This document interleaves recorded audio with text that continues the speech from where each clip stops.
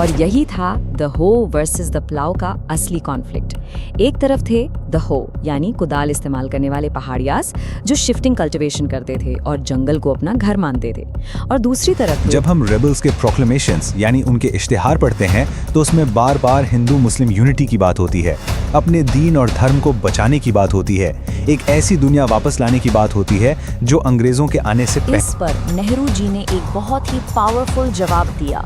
उन्होंने माना, ही एडमिटेड कि हाँ, इसको बनाने में ब्रिटिश गवर्नमेंट का हाथ था, पर ही सेड इसकी जो असली पावर है, जो शक्ति है, वो हमें ब्रिटिश से नहीं बल्कि। हेलो एवरीवन, चलिए आज हिस्ट्री का एक बहुत ही इम्पोर्टेंट और interesting chapter colonialism and the country side समझते हैं। इस चैप्टर में हम लोग एक जर्नी पे चलेंगे, ये देखने के लिए कि जब ब्रिटिशर्स इंडिया आए तो उनके आने से हमारे गांव, हमारे देहात और जंगल में रहने वाले लोगों की जिंदगी, उनका वे ऑफ लाइफ कैसे पूरी तरह से बदल गया। It's a really fascinating story of change, of conflict and ultimately of survival. तो आगे बढ़ने से पहले एक क्विक लुक डालते हैं कि आज हम क्या क्या कवर करने वाले हैं। हम शुरुआत करेंगे बंगाल से और देखेंगे कि वहाँ के जमींदार कैसे स्ट्रगल कर रहे थे। फिर गांव के अंदर एक नई पावर आ रही थी, द जोतेदार्स, उनके राइज को समझेंगे। उसके बाद हमारी स्टोरी शिफ्ट होगी राजमहल हिल्स की तरफ। वहाँ की पहाड़ियास की लाइफ कैसी थी उसे एक्सप्लोर करेंगे। देन एक बहुत ही इंटरेस्टिंग कॉन्फ्लिक्ट देखेंगे, द हो वर्सेस द प्लाउ, यानी पहाड़ियास और संथाल्स के बीच का स्ट्रगल। एंड फाइनली हम देखेंगे कि इन सब चीज़ों ने मिलकर एक बहुत बड़े रिबेलियन को कैसे जन्म दिया। तो हमारी कहानी शुरू होती है बंगाल से। अब बंगाल ही क्यों? क्योंकि ये वो पहली जगह थी, वो पहला प्रोविंस था जहां ईस्ट इंडिया कंपनी ने अपना कंट्रोल पूरी तरह से मजबूती से जमाया था। उनका मोटिव बिल्कुल क्लियर था, उन्हें रेवेन्यू यानी टैक्स को मैक्सिमाइज करना था। और इसके लिए उन्होंने सबसे पहले किसको टारगेट किया? रूरल इंडिया को, यानी हमारे गांव देहात को। अब इस स्लाइड को देखो, इससे बिल्कुल साफ हो जाता है कि जमींदार का रोल ब्रिटिशर्स के आने से पहले और बाद में कितना बदल गया। पहले जमींदार एक छोटा मोटा राजा होता था अपने इलाके का, उसकी अपनी फौज होती थी, अपना कोर्ट ऑफ जस्टिस होता था, एक सोशल अथॉरिटी थी। लेकिन ईस्ट इंडिया कंपनी के आते ही बूम, वो सिर्फ एक रेवेन्यू कलेक्टर बनकर रह गया, बेसिकली अ टैक्स एजेंट। उसकी सारी पावर छीन ली गई, उसकी आर्मी खत्म कर दी गई, और अब उसकी इज्जत, उसका स्टेटस सिर्फ इस बात पे डिपेंड करता था कि वो कंपनी को टाइम पर टैक्स दे पाता है या नहीं। सोच के देखो, from a king to just a tax agent, ये कितना बड़ा डाउनग्रेड था। ओके, तो अपनी इनकम को एकदम स्टेबल और प्रिडिक्टेबल बनाने के लिए ब्रिटिशर्स ने 1793 में एक नया सिस्टम इंट्रोड्यूस किया, द परमानेंट सेटलमेंट। इसका कॉन्सेप्ट सुनने में बहुत सिंपल था। कंपनी ने जमींदार्स को बोला, सुनो, हमने एक रेवेन्यू अमाउंट परमानेंटली फिक्स कर दिया है। अब चाहे फसल अच्छी हो या बुरी, बाढ़ आए या सूखा, हमें कोई फर्क नहीं पड़ता। हमें ये फिक्स्ड अमाउंट हर साल टाइम पर चाहिए ही चाहिए। बेसिकली ये उनका तरीका था एक स्टेडी कैश फ्लो इंश्योर करने का। लेकिन ये सिस्टम जो कागज पर इतना सीधा साधा लगता था, रियलिटी में बहुत कॉम्प्लिकेटेड निकला। बहुत सारे जमींदार ये फिक्स्ड रेवेन्यू टाइम पर दे ही नहीं पाते थे। तो यहाँ एक बड़ा सवाल खड़ा होता है, ऐसा क्यों हो रहा था? इतने पावरफुल जमींदार आखिर डिफॉल्ट क्यों कर रहे थे? इसके पीछे कोई एक रीजन नहीं था, बल्कि कई सारे फैक्टर्स थे। सबसे पहला जो इनिशियल रेवेन्यू डिमांड थी, वो बहुत ही ज्यादा हाई थी। कंपनी ने आगे के प्रॉफिट्स को ध्यान में रखते हुए अमाउंट फिक्स किया था। दूसरा, 1790s के टाइम पे खेती की चीजों के दाम बहुत गिर गए थे, तो किसानों के पास पैसा ही नहीं था कि वो जमींदार को दे पाएं। तीसरा, रेवेन्यू इनइलास्टिक था, मतलब फसल खराब हो गई या अकाल पड़ गया, कोई डिस्काउंट नहीं मिलेगा, पैसा तो पूरा देना पड़ेगा। और सबसे ब्रूटल था सनसेट लॉ। ये एक बहुत ही कठोर कानून था, जिसके हिसाब से अगर ड्यू डेट को सूरज डूबने तक पैसा कंपनी के पास नहीं पहुंचा तो जमींदार की पूरी प्रॉपर्टी नीलाम हो जाएगी। No excuses, no second chances. और इस सनसेट लॉ की रियलिटी का सबसे बड़ा एग्जाम्पल है बर्दवान के राजा का केस। 1797 में जब वो टाइम पर अपने ड्यूज पे नहीं कर पाए तो उनकी इतनी बड़ी एस्टेट, उनकी पूरी जमींदारी को ऑक्शन में डाल दिया गया। इससे बाकी सब जमींदार्स को एक क्लियर मैसेज मिल गया कि कंपनी मजाक के मूड में बिल्कुल नहीं है। लेकिन जमींदार्स भी कच्ची गोलियां नहीं खेले थे। दे वर स्मार्ट और उन्होंने इस सिस्टम से बचने के जुगाड़ निकाल लिए। फॉर एग्जाम्पल, बुर्दवान के राजा ने ऑक्शंस को फेल करने के लिए बहुत सारी ट्रिक्स अपनाई। पहली, फिक्टिशियस सेल्स। वो अपने ही लोगों को ऑक्शन में भेजकर प्रॉपर्टी खरीदवा लेते और फिर पेमेंट ही नहीं करते थे। तो क्या होगा? ऑक्शन बार बार करना पड़ेगा। दूसरा, वो प्रॉपर्टी अपनी फैमिली की लेडीज जैसे अपनी मदर के नाम ट्रांसफर कर देते थे, क्योंकि कंपनी उस टाइम विमेन्स प्रॉपर्टी को हाथ नहीं लगाती थी। और अगर फिर भी कोई बाहर वाला प्रॉपर्टी खरीद ले तो उनके लाठियाल्स यानी उनके मसलमैन उसको कब्जा ही नहीं लेने देते थे। तो एक constant cat and mouse game चलता रहता था। तो एक तरफ जहां जमींदार शहरों से ऑपरेट कर रहे थे और धीरे धीरे कमजोर हो रहे थे, ठीक उसी वक्त गांव के अंदर एक नई पावर इमर्ज हो रही थी। ये थे जोतेदास, और ये गांव की पॉलिटिक्स में एक नया जबरदस्त ट्विस्ट लाने वाले थे। तो आखिर ये जोतेदार्स थे कौन? बेसिकली ये रिच पेजेंट्स थे, अमीर किसान। और ये जमींदार से ज्यादा पावरफुल इसलिए बन गई क्योंकि इनकी लोकेशन इनका सबसे बड़ा एडवांटेज थी। देखो, जमींदार शहर में रहता था, एक डिस्टेंट फिगर, जबकि जोतेदार गांव में ही रहता था। इससे उसका गांव के गरीब किसानों पर डायरेक्ट कंट्रोल था।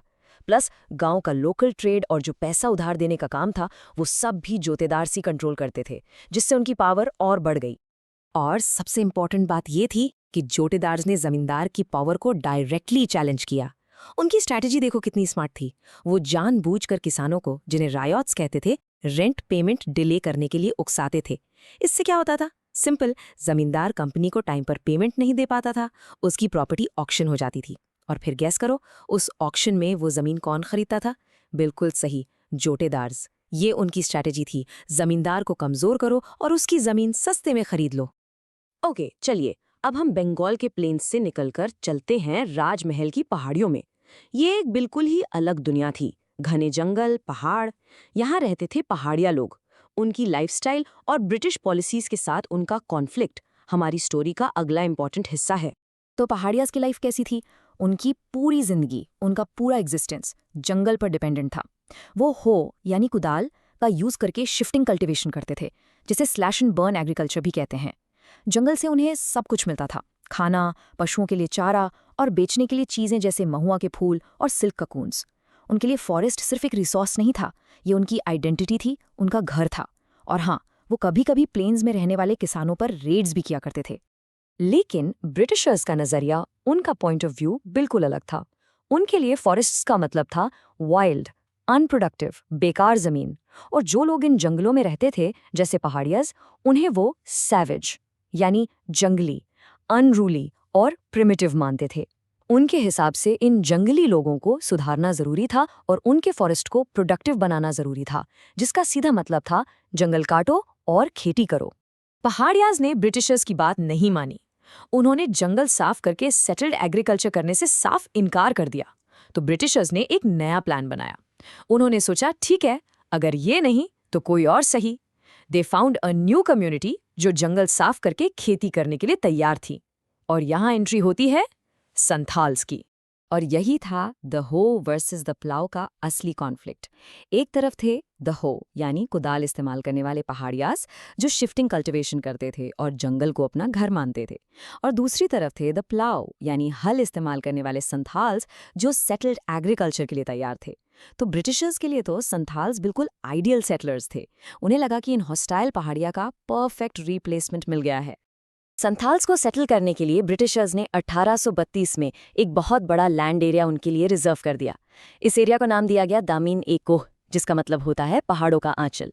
ये संथाल्स की जमीन थी, उन्हें यहाँ बसना था, जंगल साफ करने थे और खेती करनी थी। इसका डायरेक्ट नतीजा ये हुआ कि पहाड़ियास को और अंदर पहाड़ों की गहराई में पुश कर दिया गया। और इस पॉलिसी का असर देखिए, इन नंबर्स को देखिए। संथाल पॉपुलेशन दामिन ए कोह में एकदम एक्सप्लोड कर गई। जहां 1830s में सिर्फ 3000 संथाल थे, 1851 तक ये नंबर 82,000 से भी ज्यादा हो गया। ये एक मैसिव इंक्रीज था। और जैसे जैसे संथाल्स ने जंगल साफ किए और खेती बढ़ाई, ईस्ट इंडिया कंपनी का रेवेन्यू भी रॉकेट की तरह ऊपर चला गया। लेकिन ये जो संथाल्स की आइडल लाइफ लग रही थी, ये ज्यादा दिन नहीं चली। बहुत जल्द उन्हें ये रियलाइज हुआ कि उनके साथ भी एक्सप्लॉयटेशन हो रहा है। वो जमीन जिसे उन्होंने अपने खून पसीने से तैयार किया था, अब वही उनके हाथों से फिसल रही थी। और यहीं से शुरू हुई उनकी रिबेलियन की कहानी। तो इस रिवोल्ट के पीछे आखिर रीजंस क्या थीं? इसके 3 बड़े विलन्स थे। पहला, कॉलोनियल स्टेट यानी ब्रिटिश गवर्नमेंट, जो उनकी जमीन पर बहुत भारी टैक्सेस लगा रही थी। दूसरा, करप्ट मनी लेंडर्स, जिन्हें संथाल्स दिकुस कहते थे, मतलब आउटसाइडर्स। ये लोग उन्हें बहुत हाई इंटरेस्ट रेट्स पर कर्ज देकर उनके कर्ज के जाल में फंसा रहे थे। और तीसरा जमींदार्स, जो डमन एरिया पर अपना कंट्रोल जमाने की कोशिश कर रहे थे। तो संथाल्स चारों तरफ से एक्सप्लॉयटर्स से घिर गए थे। इसका नतीजा ये हुआ कि 1855-56 में संथाल्स ने एक बहुत बड़ा और बहुत ही वायलेंट रिबेलियन कर दिया। उनका गुस्सा इन तीनों के खिलाफ था, ब्रिटिशर्स, जमींदार्स और मनी लेंडर्स।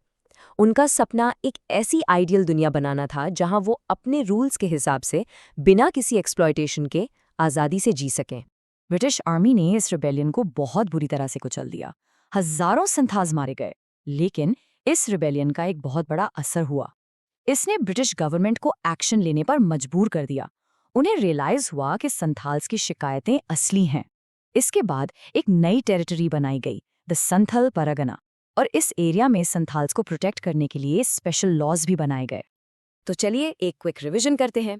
इस पूरे एक्सप्लेनर में हमने क्या देखा? हमने देखा कि ब्रिटिश कॉलोनियल पॉलिसीज ने कंट्री साइड को, गांव देहात को पूरी तरह ट्रांसफॉर्म कर दिया। इन पॉलिसीज ने नए विनर्स और लूजर्स बनाए। जमींदार स्ट्रगल कर रहे थे तो जोतेदार्स पावरफुल बन रहे थे। पहाड़ियाज अपनी जमीन और लाइफस्टाइल खो रहे थे, और संथाल्स ने पहले जंगल साफ किए और फिर उसी जमीन के लिए उन्हें लड़ना पड़ा। सो बेसिकली ये पूरी कहानी थी डिसरप्शन की और उसके खिलाफ रेजिस्टेंस की। तो मैं आपको इस आखिरी सवाल के साथ छोड़कर जा रहा हूँ। ये जो स्ट्रगल्स हमने देखे, जमींदार्स का सर्वाइवल, पहाड़ियाज का डिस्प्लेसमेंट और संथाल्स का रिबेलियन, इन सब की मेमोरी ने, इनकी यादों ने आगे आने वाले इंडिया के रूरल सोसाइटी को कैसे शेप किया होगा। इन इवेंट्स का हमारे फ्यूचर मूवमेंट्स पर, हमारे कंट्री साइड के फैब्रिक पर क्या असर पड़ा होगा, इसके बारे में जरूर सोचना। चलिए मिलते हैं नेक्स्ट एक्सप्लेनर में। तो बच्चों, चलो आज समझते हैं 1857 की क्रांति को। ये सिर्फ एक चैप्टर नहीं है, ये एक ऐसी कहानी है जिसमें आग है, आज़ादी की एक तड़प है और सबसे इंपॉर्टेंट, अलग अलग नजरिए हैं। एक ही सच, लेकिन कहानी अनेक। कभी सोचा है कि बस एक अफवाह, एक सिंगल रूमर पूरे नॉर्थ इंडिया में आग कैसे लगा सकता है? आखिर ऐसा क्या था? इसको समझने के लिए ना हमें आग लगाने वाली माचिस की तीली यानी द इमीडिएट कॉज और पहले से तैयार सूखी लकड़ी के ढेर यानी द लॉन्ग टर्म कॉजेज दोनों को डिटेल में समझना पड़ेगा। Okay, let's dive right into this. पहले देखते हैं वो माचिस की तिली, वो चिंगारी जिसने इस पूरी आग को भड़काया। ये थी वो इमीडिएट वजह। एक अफवाह फैल गई कि जो नई एनफील्ड राइफल आई हैं उसके कार्ट्रिजेस पर गाय और सुअर की चर्बी यानी काउ एंड पिग फैट लगी हुई है, और इन कार्ट्रिजेस को बंदूक में लोड करने से पहले इन्हें दांत से काटना पड़ता था। अब सोचो, हिंदू और मुस्लिम सिपाहियों के लिए ये उनके धर्म पर एक डायरेक्ट अटैक था। This was simply unacceptable. लेकिन याद रखो, माचिस की तीली आग तभी लगा सकती है जब लकड़ी पहले से सूखी हो, और ये लकड़ी सालों से सूख रही थी ब्रिटिश पॉलिसीज की वजह से। अवध जैसे स्टेट्स को हड़प लिया गया, वाजिद अली शाह जैसे नवाबों को गद्दी से हटाकर डिसरिस्पेक्ट किया गया, किसानों पर इतने भारी टैक्स लगाए गए कि उनकी कमर ही टूट गई, तालुकदार से उनकी ज़मीनें छीन ली गई, और इन सब के ऊपर एक डर था कि अंग्रेज उनका धर्म बदलकर उन्हें क्रिश्चियन बना देंगे। हर तरफ एक गुस्सा, एक सेंस ऑफ इनजस्टिस था। Now, what's really fascinating is कि ये आग फैली कैसे? It's almost like जैसे हर जगह एक ही स्क्रिप्ट फॉलो हो रही थी, बिल्कुल प्लान्ड एंड कोऑर्डिनेटेड। 10 मई को मीरत से आग शुरू हुई और वहां से सिपाही सीधा दिल्ली की तरफ चल पड़े। दिल्ली पहुंचकर उन्होंने आखिरी मुगल बादशाह बहादुर शाह जफर को अपना लीडर घोषित कर दिया। ये एक ब्रिलियंट मूव था, क्योंकि इससे इस रिवॉल्ट को एक लेजिटिमेसी मिल गई, एक सिंबॉलिक हेड मिल गया। और इसके बाद तो जैसे जैसे खबर फैली, वैसे वैसे आग लखनऊ, कानपुर, बरेली, पूरे गिंजेटिक प्लेन्स में फैल गई। और हर जगह का पैटर्न देखो, ऑलमोस्ट आइडेंटिकल था। शाम को जैसे ही सिग्नल मिलता, सबसे पहले हथियारों पर कब्जा किया जाता, फिर सरकारी खजाना लूटा जाता, और उसके बाद ब्रिटिशर्स से जुड़ी हर चीज़, उनके घर, दफ्तर, जेल, सब पर हमला होता। इससे साफ पता चलता है कि इनके बीच में प्रॉपर कम्युनिकेशन था। कुछ हिस्टोरियंस मानते हैं कि फ़कीर्स और सन्यासीज जैसे लोग एक जगह से दूसरी जगह जाकर इन मैसेजेस को फैला रहे थे। ये कोई अचानक हुआ गुस्सा नहीं था, इसके पीछे कोऑर्डिनेशन था। So here's the crucial point. एक ही सच्चाई है, पर उसकी कहानियां दो हैं, बिल्कुल अलग। एक कहानी विद्रोहियों की और दूसरी अंग्रेजों की। और यही हिस्ट्री का सबसे इंटरेस्टिंग पार्ट होता है, पर्सपेक्टिव। ये एक बहुत इंपॉर्टेंट सवाल है, क्योंकि रेबल्स कोई बड़े बड़े राइटर्स या स्कॉलर्स नहीं थे। उन्होंने अपने बारे में ज़्यादा कुछ लिखा नहीं, तो उनकी आवाज़, उनकी स्टोरी हम तक ब्रिटिश रिकॉर्ड्स के थ्रू ही पहुंचती है। और सोचो, ब्रिटिश रिकॉर्ड्स में तो उन्हें विलेन ही दिखाया जाएगा ना। So we have to be smart, we have to read between the lines to find the truth. जब हम रेबल्स के प्रोक्लेमेशंस यानी उनके इश्तिहार पढ़ते हैं तो उसमें बार बार हिंदू मुस्लिम यूनिटी की बात होती है, अपने दीन और धर्म को बचाने की बात होती है, एक ऐसी दुनिया वापस लाने की बात होती है जो अंग्रेज़ों के आने से पहले थी। लेकिन जब आप ब्रिटिश ऑफिशियल रिकॉर्ड्स देखते हो तो वो इसे बस एक सिपाही म्यूटिनी कहते हैं, एक गद्दार जिसमें नमक हराम सिपाहियों ने धोखा दिया। उन्होंने इंडियंस को हमेशा बारबैरिक और अनसिविलाइज्ड पोर्ट्रे किया। उनके पोस्टर्स और अपील्स में यह मैसेज बिल्कुल क्लियर था, चाहे तुम हिंदू हो या मुस्लिम, किसान हो या जमींदार, दुश्मन एक ही है, इसलिए हम सबको एक होकर लड़ना होगा। अब यहाँ एक पल के लिए रुको और सोचो, इन लीडर्स के पॉइंट ऑफ व्यू से क्या उनके एक्शंस जस्टिफाइड थे? क्या उनके पास आज़ादी के लिए वायलेंस के अलावा और कोई रास्ता बचा था? जब ब्रिटिश एम्पायर ने पलटवार किया तो वो बेहद ब्रूटल, बेहद जालिमाना था। उनका एक ही मकसद था, ऐसी दहशत फैलाओ, ऐसी मिसाल कायम करो कि आने वाले 100 सालों तक कोई अंग्रेज़ों के खिलाफ सिर उठाने की हिम्मत ना करे। पूरे इंडिया में मार्शल लॉ लगा दिया गया। आम अंग्रेज़ों को भी पावर दे दी गई कि वो किसी भी हिंदुस्तानी पर मुकदमा चला सकते हैं और सज़ा दे सकते हैं। लोगों को सरेआम फांसी पर लटकाया गया, तोपों के मुंह से बांधकर उड़ाया गया। ये सिर्फ सज़ा नहीं थी, ये एक मैसेज था पूरे देश के लिए। It was a statement of power and pure vengeance. आप इस बात से अंदाज़ा लगाओ कि ब्रिटेन में गुस्सा किस लेवल पर था। जब इंडिया के गवर्नर जनरल लॉर्ड कैनिंग ने थोड़ी नरमी बरतने की बात की तो उनका इंग्लैंड में ही मजाक उड़ाया गया। ब्रिटिश प्रेस ने उन्हें क्लेमेंसी कैनिंग कहकर चिढ़ाया, जैसे कि रहम दिखाना कोई गुनाह हो। पब्लिक सिर्फ और सिर्फ बदला चाहती थी। अब आते हैं इस चैप्टर के सबसे इंटरेस्टिंग पार्ट पर। यह लड़ाई सिर्फ जमीन पर नहीं, तस्वीरों में, पेंटिंग्स में भी लड़ी जा रही थी। ये एक प्रोपेगेंडा वॉर था, अ वॉर ऑफ नैरेटिव्स। इस पेंटिंग को देखो, इसका नाम है द रिलीफ ऑफ लखनऊ।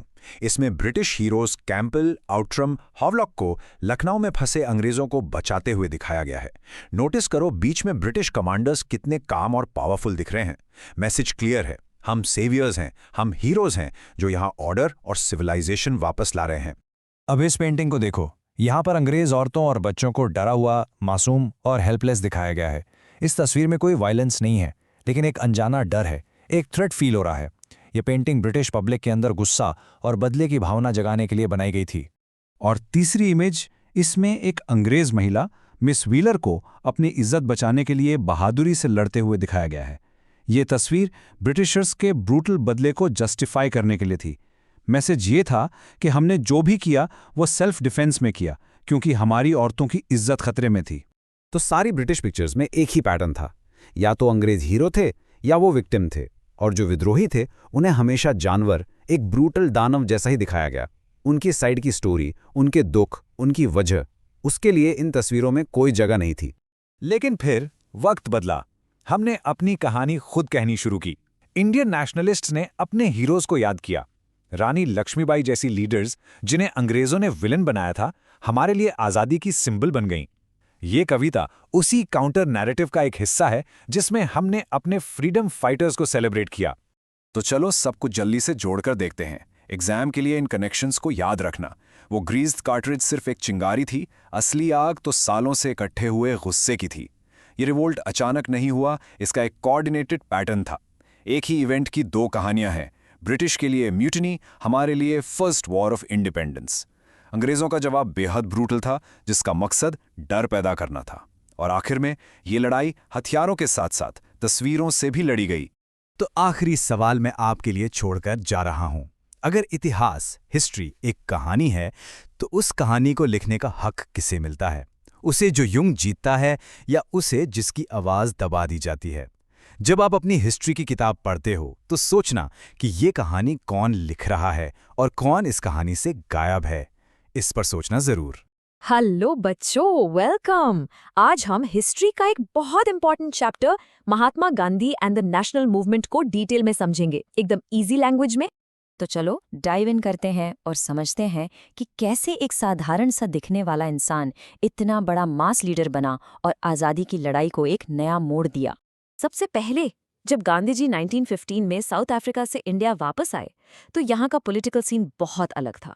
जो ज्यादातर लीडर्स थे ना, दे वो वेरी एलीट, उनका आम आदमी से कनेक्शन उतना नहीं था।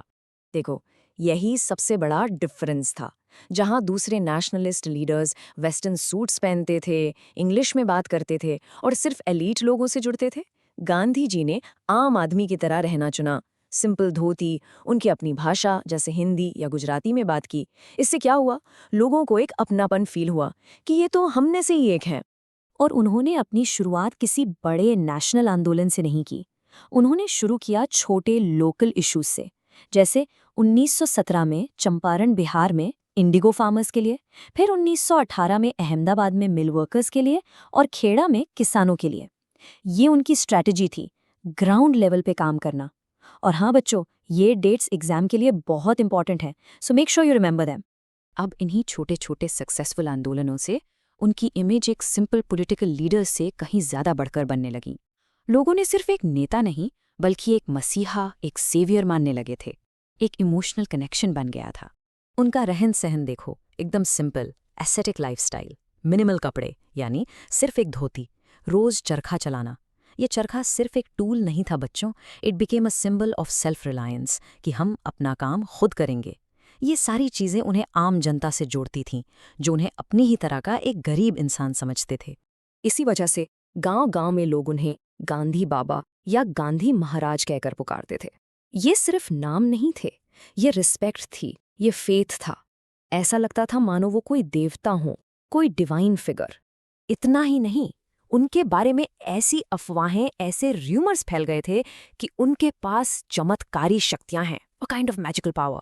कहा जाता था कि जो भी उनका विरोध करेगा उसका बुरा होगा, उसके घर टूट जाएंगे, उसकी फसल खराब हो जाएगी। ये बातें उनकी इमेज को और भी पावरफुल बना रही थी।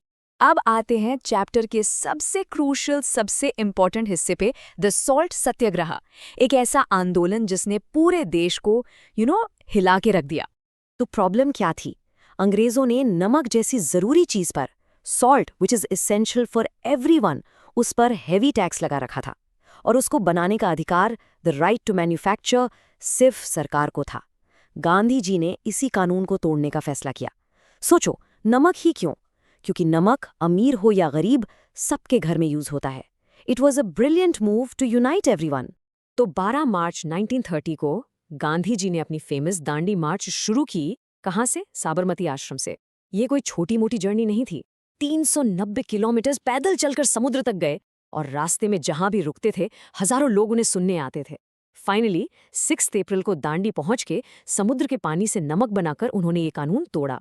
This entire journey became a symbol of resistance for the common man. और इस आंदोलन की सबसे खास बात क्या थी? The participation. देखो, इसमें किसान, स्टूडेंट्स, वर्कर्स सब थे। But the most revolutionary thing was the participation of women. पहली बार इतनी बड़ी संख्या में औरतें अपने घरों से बाहर निकली थीं एक नेशनल मूवमेंट के लिए। This was huge. Of course British सरकार चुप नहीं बैठी। उन्होंने इस आंदोलन को दबाने के लिए, टू सप्रेस इट, 60,000 से भी ज्यादा लोगों को अरेस्ट किया, इंक्लूडिंग गांधी जी हिमसेल्फ। लेकिन इससे मूवमेंट रुका नहीं, बल्कि इसका इम्पैक्ट और भी बढ़ गया। It got even more attention internationally. Okay, अब ये समझना बहुत जरूरी है कि इस पूरे आंदोलन को दुनिया ने कैसे देखा और इसमें न्यूज़पेपर्स और पुलिस रिपोर्ट्स का क्या रोल था। Basically it was a war of news. And let me tell you, this is a very common exam question, so pay attention. देखो, हिस्ट्री को समझने के लिए हमें हमेशा सोर्सेस को कंपेयर करना पड़ता है। एक तरफ थी ऑफिशियल ब्रिटिश पुलिस रिपोर्ट्स जो कहती थी कुछ नहीं हो रहा, और दूसरी तरफ थे इंडियन एंड इंटरनेशनल न्यूज़पेपर्स जो हर पल की खबर दे रहे थे। दोनों बिल्कुल अलग कहानी बता रहे थे। ये टेबल देखो, कितना क्लियर डिफरेंस है। ब्रिटिश होम डिपार्टमेंट की रिपोर्ट्स इसे एक ड्रामा बता रही थी, कह रही थी people are not interested. Even the famous American magazine Time ने शुरू में मजाक उड़ाया, बट जैसे जैसे मार्च आगे बढ़ा उनका टोन चेंज हो गया और उन्होंने गांधी जी को सेंट और स्टेट्समैन कहा। और इंडियन प्रेस तो उन्हें हमेशा से सेवियर मान रही थी। इस मीडिया कवरेज से और मैस पार्टिसिपेशन से ब्रिटिशर्स को फाइनली रियलाइज हो गया कि अब उनका Raj, their control was slipping away. उन्हें समझ आ गया था कि गांधी जी ने आम आदमी को जगा दिया था and now their rule won't last for long. Salt march के बाद गांधी जी सिर्फ इंडिया के नेता नहीं रहे, he became a global figure. पूरी दुनिया उनके बारे में बात कर रही थी। देखो, दुनिया में आज़ादी के लिए अलग अलग तरीके अपनाए गए थे। कहीं आर्म्ड स्ट्रगल हुआ, विद गन्स एंड वायलेंस, जैसे वियतनाम में। कहीं पॉलिटिकल कूज हुए। बट गांधी जी का तरीका, सत्याग्रह यानी नॉन वायलेंट रेजिस्टेंस, बिल्कुल यूनिक था। और इसी तरीके ने पूरी दुनिया को इंस्पायर किया leaders like Martin Luther king junior and Nelson Mandela. तो बच्चों चलो एक क्विक रिवीजन करते हैं फॉर योर एग्जाम्स। हमने देखा कि कैसे गांधी जी का यूनिक स्टाइल उन्हें मासेस से जोड़ता था। उनकी गांधी बाबा वाली सेंटली इमेज ने उन्हें एक सेवियर बनाया। सॉल्ट मार्च ने फ्रीडम स्ट्रगल को एक मास मूवमेंट बना दिया। मीडिया और न्यूज़पेपर्स का बहुत इंपॉर्टेंट रोल था पब्लिक परसेप्शन बनाने में। एंड फाइनली उनके नॉन वायलेंट मेथड्स ने उन्हें एक ग्लोबल आइकन बनाया। तो एक आखिरी सवाल, सोचने वाली बात यह है कि क्या आज भी एक चुटकी नमक, एक छोटी सी चीज पर शुरू किया गया नॉन वायलेंट आंदोलन दुनिया में इतना बड़ा बदलाव ला सकता है? What do you think? I hope आपको ये चैप्टर अच्छे से समझ आया होगा। वीडियो को अपने फ्रेंड्स के साथ शेयर जरूर करना। जय हिंद। ऑलराइट स्टूडेंट्स, चलो आज एक बहुत ही इंपॉर्टेंट चैप्टर समझते हैं। हमारे देश का संविधान, हमारा कॉन्स्टिट्यूशन आखिर बना कैसे? यू सी, ये सिर्फ एक किताब की कहानी नहीं है, ये एक पूरे देश के बनने की कहानी है। Okay, so let's dive right in. देखो, कॉन्स्टिट्यूशन को समझने के लिए ना पहले उस टाइम को इमेजिन करना पड़ेगा, 1946 से 1949। एक तरफ आज़ादी की इतनी बड़ी खुशी थी, एक होप थी, पर दूसरी तरफ पार्टीशन का बहुत बड़ा दर्द और वायलेंस भी था। It was a time of great turmoil, मतलब बहुत ज़्यादा उथल पुथल का समय था। ज़रा ये टाइमलाइन देखो, इससे सारा केओस एकदम क्लियर हो जाएगा। एक तरफ आज़ादी की उम्मीद, दूसरी तरफ देश बट रहा था। हर तरफ दंगे हो रहे थे और 500 से भी ज्यादा राजा महाराजा आज़ाद रहना चाहते थे। अब आप खुद सोचो, ऐसे माहौल में the great challenge was to write a single rule book to unite India. एक ऐसा संविधान बनाना जो सबको जोड़ सके। Can you imagine that? तो इस चैलेंज को पूरा करने के लिए बनी द कॉन्स्टिट्यूएंट असेंबली। और ये कोई मामूली कमेटी नहीं थी, नो वे। इसमें इंडिया के यूकेड से best legal and political minds थे। ये सब लोग थे जिन्होंने मिलकर एक यूनाइटेड इंडिया का सपना देखा था। अब ये चार्ट देखकर शायद आपको लगे कि अरे ये तो वन साइडेड अफेयर था, 82% मेंबर्स तो कांग्रेस के ही थे। But listen, that number is a bit deceiving. उस वक्त की जो कांग्रेस थी ना, it was like a giant umbrella. उसके अंदर ही हर तरह की सोच थी। सोशलिस्ट भी थे, जमींदारों के सपोर्टर्स भी थे और सेक्युलरिस्ट्स भी। इसलिए पार्टी के अंदर ही बहुत बहुत फियर्स डिबेट्स होती थी। और इन सभी आवाज़ों के बीच ये 4 वॉइसेस सबसे डोमिनेंट, सबसे इंपॉर्टेंट थी। नाउ ये नाम और इनके रोल्स एग्जाम के लिए बहुत इंपॉर्टेंट है, तो ध्यान से सुनना। जवाहरलाल नेहरू, जिन्होंने विजन सेट किया। Sardar Patel, the ultimate pragmatist, जिन्होंने सबको एक साथ लाने का काम किया। डॉक्टर राजेंद्र प्रसाद, जो प्रेसिडेंट थे, जिन्होंने इतनी सारी डिबेट्स को स्मूथली हैंडल किया। And of course doctor B R Ambedkar, drafting committee के चेयरमैन, जिन्होंने फाइनल डॉक्यूमेंट को आर्किटेक्ट किया, the chief architect you could say. 13 दिसंबर 1946, ये डेट याद रखना। इस दिन नेहरू जी ने ऑब्जेक्टिव रेजोल्यूशन पेश किया। And this was not just another motion, ये पूरे संविधान की आत्मा थी, उसका मॉरल कंपस था। बेसिकली ये एक ब्लूप्रिंट था कि हम कैसा देश बनाना चाहते हैं, और आगे जाकर यही प्रिंसिपल्स हमारे कॉन्स्टिट्यूशन का प्रीएम्बल बने। पर जैसा कि होता है, हर कोई इससे सहमत नहीं था। सोमनाथ लहरी जैसे कम्युनिस्ट मेंबर्स ने इस पर सवाल उठाया। उन्होंने साफ साफ कहा कि ये असेंबली तो अंग्रेज़ों की बनाई हुई है, अ ब्रिटिश क्रिएशन। तो ये आज़ाद इंडिया का फ्यूचर कैसे डिसाइड कर सकती है? How can it be truly free if its creators were the British? It's a valid question, right? इस पर नेहरू जी ने एक बहुत ही पावरफुल जवाब दिया। उन्होंने माना, he admitted, कि हाँ, इसको बनाने में ब्रिटिश गवर्नमेंट का हाथ था, पर he said इसकी जो असली पावर है, जो शक्ति है, वो हमें ब्रिटिश से नहीं बल्कि इंडिया के लोगों से मिलती है, from the will of the people। तो अहम बात क्या हुई?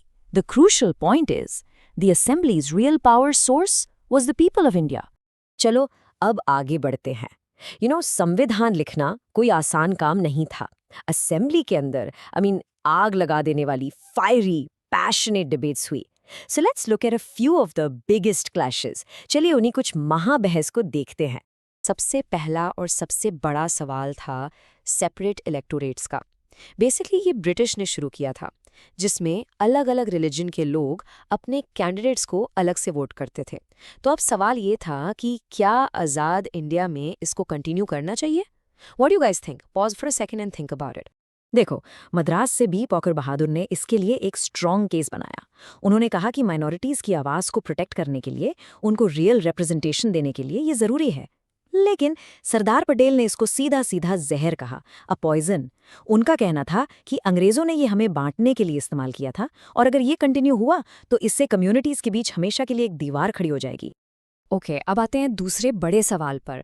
असली पावर किसके पास होनी चाहिए? Should we have a really strong central government, या फिर स्टेट्स को ज़्यादा पावर देनी चाहिए? This was a fundamental question, a huge fight. Nehru और अंबेडकर जैसे लीडर्स, जिन्होंने पार्टीशन का वायलेंस अपनी आंखों से देखा था, उन्होंने कहा कि देश को एक रखने के लिए एक स्ट्रॉन्ग सेंटर, एक पावरफुल सेंट्रल गवर्नमेंट बहुत ज़रूरी है। पर दूसरी तरफ के संथानम जैसे मेंबर्स को डर था कि अगर सेंटर इतना पावरफुल हो गया तो स्टेट्स फाइनेंशियली क्रिपल्ड हो जाएंगे, मतलब पूरी तरह से कमज़ोर पड़ जाएंगे। और फिर आई शायद सबसे इमोशनल लड़ाई, द नेशनल लैंग्वेज डिबेट। एक देश जहां सैकड़ों भाषाएं हैं, वहां the voice of the nation क्या होगी? इस सवाल पर आई एम टेलिंग यू, माहौल बहुत बहुत गर्म हो गया।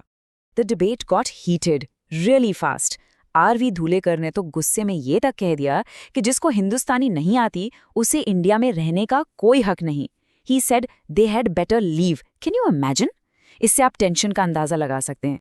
इसके आग बबूला जवाब में साउथ से स्मृति दुर्गाबाई ने एक साफ चेतावनी दी, अ क्लियर वार्निंग।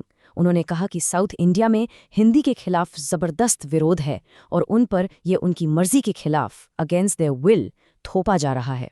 एक मोमेंट के लिए तो ऐसा लगा कि यूनिटी का सपना शायद भाषा पर ही टूट जाएगा।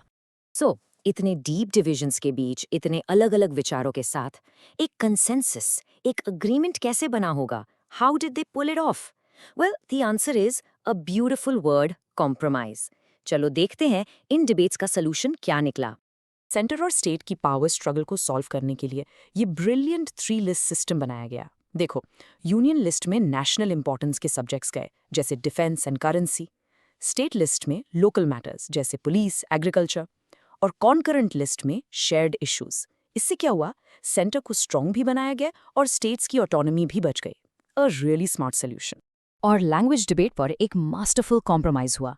Now pay close attention. Hindi को ऑफिशियल लैंग्वेज बनाया गया, नेशनल लैंग्वेज नहीं। There is a big difference. English को 15 साल कंटिन्यू करने का फैसला हुआ एंड स्टेट्स को अपनी रीजनल लैंग्वेज यूज करने की आज़ादी मिली। This formula was absolutely critical to prevent a national fracture. इन सभी डिबेट से निकलकर फाइनली हमारे संविधान ने 2 ऐसे रेवोल्यूशनरी पिलर्स, 2 ऐसे स्तंभ खड़े किए जिसने नए इंडिया की नींव रखी। पहला था यूनिवर्सल अडल्ट फ्रेंचाइज। जस्ट एक पल के लिए इसकी अहमियत सोचो। This was a truly radical act of faith. उस टाइम वेस्ट की कई डेवलप्ड कंट्रीज ने भी ये हक सबको एक साथ नहीं दिया था। कुछ ने औरतों को नहीं दिया, कुछ ने माइनॉरिटीज को, बट हमने पहले दिन से हर गरीब, अमीर, पढ़े लिखे, अनपढ़, मर्द, औरत सबको बराबर वोट का हक देकर उन पर विश्वास जताया। और दूसरा पिलर था हमारा यूनिक ब्रांड ऑफ सेक्युलरिज्म। इसका मतलब क्या है? यानी स्टेट का कोई ऑफिशियल रिलीजन नहीं होगा। हमारा मॉडल है प्रिंसिपल्ड डिस्टेंस। सोच लो, गवर्नमेंट एक रेफरी की तरह है। वो सब धर्मों से एक जैसी दूरी बनाए रखेगी, पर अगर किसी धर्म में कोई गलत प्रथा है, जैसे अनटचेबिलिटी, तो उसको खत्म करने के लिए इंटरवीन भी करेगी। तो चलो एक बार जल्दी से रिवाइज करते हैं। रेडी? पार्टीशन के उथल पुथल के बीच संविधान बना। असेंबली में कांग्रेस ज्यादा थी, पर विचार बहुत अलग अलग थे। नेहरू के ऑब्जेक्टिव रेजोल्यूशन ने रास्ता दिखाया। बड़ी बड़ी बहस का सोल्यूशन कॉम्प्रोमाइज से निकला। और फाइनली यूनिवर्सल फ्रेंचाइज और सेक्युलरिज्म नए भारत के 2 सबसे मजबूत स्तंभ बने। Got it? ये संविधान आग में जन्मा था। It was born in fire. पर असली सवाल, द रियल क्वेश्चन इज, क्या ये डॉक्यूमेंट सच में इतने डाइवर्स देश को एक साथ जोड़ने में कामयाब हो पाया है? Has it truly really forged one United India? ये सवाल मैं आपके लिए छोड़ता हूँ। Think about it.